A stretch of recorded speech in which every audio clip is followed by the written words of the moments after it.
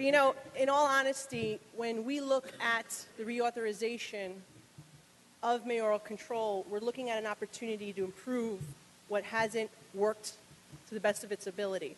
In 2002, when this was first passed, there was the sunset of 2009. In 2009, there was changes that were made to improve it, and it's still a work in progress. And I think what we're doing here by just extending it another 3 years without making any changes is not doing what's in the best interest of the students of the city of New York.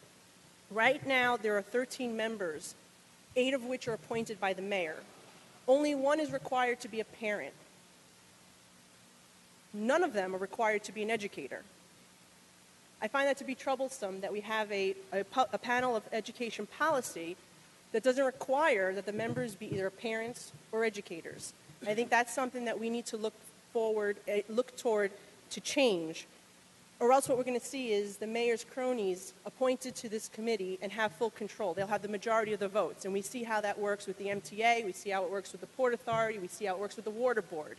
It's never in the interest of the residents that we represent, but instead of what the mayor wants us to want, or the governor, depending on which board we're talking about, what they want done is usually rubber stamped. Additionally, I think it's important that we require in this legislation that the chancellor is an educator. I think that's something that's very important. And as my colleague mentioned, with the selection of Kathy Black, it probably was not the best choice. We know it wasn't the best choice.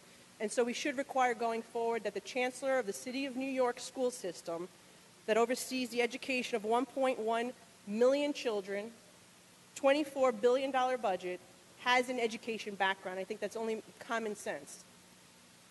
Now, with regards to transparency, many of us have community education councils, PTAs, that have given recommendations on how we can improve this legislation going forward, how we can make mayoral control be more transparent, how we can make the process of the contracts, as was mentioned earlier, $4.5 billion in contracts, and we don't know where that really money is going.